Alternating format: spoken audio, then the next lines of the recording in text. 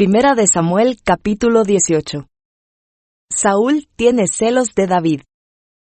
Después de que David terminó de hablar con Saúl, conoció a Jonatán, el hijo del rey.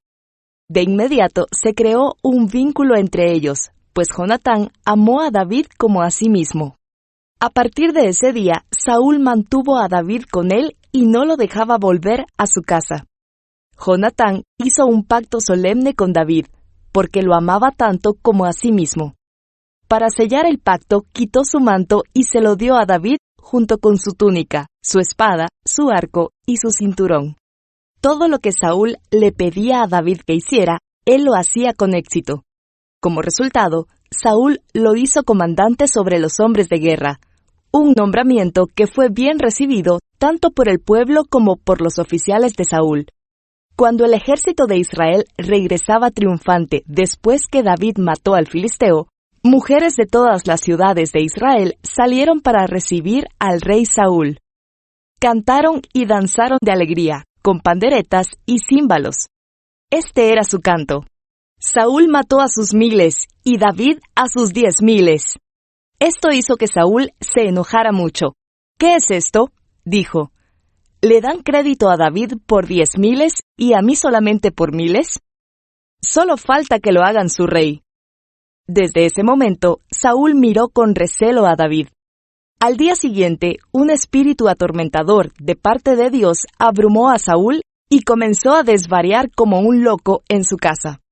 David tocaba el arpa, tal como lo hacía cada día.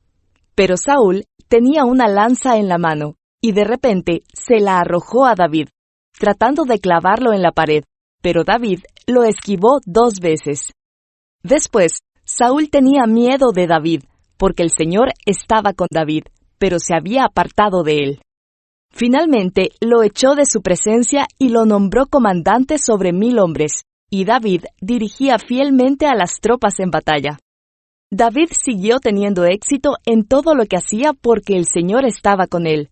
Cuando Saúl reconoció esto, le tuvo aún más miedo.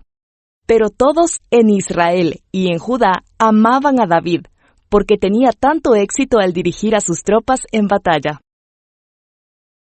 David se casa con la hija de Saúl. Cierto día, Saúl le dijo a David: «Estoy listo para darte a mi hija mayor, Merab, por esposa. Pero antes deberás demostrar que eres un guerrero de verdad al pelear las batallas del Señor».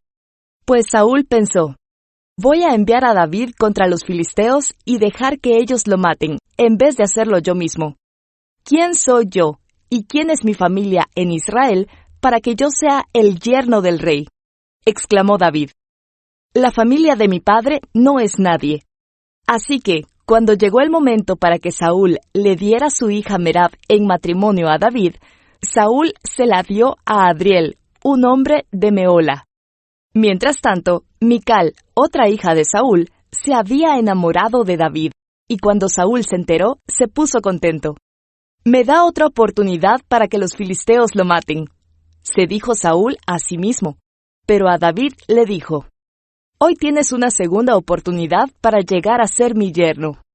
Después, Saúl instruyó a sus siervos para que le dijeran a David: «El rey te aprecia mucho, al igual que nosotros. ¿Por qué no aceptas lo que el rey te ofrece y te conviertes en su yerno?». Cuando los hombres de Saúl le dijeron estas cosas a David, él respondió: «¿Cómo puede un hombre pobre y de familia humilde reunir la dote por la hija de un rey?».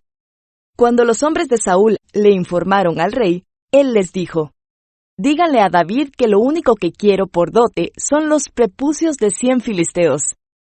Vengarme de mis enemigos es todo lo que realmente quiero». Pero lo que Saúl tenía en mente era que mataran a David en la pelea. David estuvo encantado de aceptar la oferta. Antes de que se cumpliera la fecha límite, él y sus hombres salieron y mataron a 200 filisteos. Así que David cumplió con el requisito del rey entregándole los prepucios de ellos. Entonces Saúl le entregó a su hija Mical por esposa. Cuando Saúl se dio cuenta de que el Señor estaba con David, y cuando su hija Mical lo amaba, le tuvo aún más miedo, y quedó como enemigo de David por el resto de su vida. Cada vez que los comandantes filisteos atacaban, David tenía más éxito en contra de ellos que todos los demás oficiales de Saúl.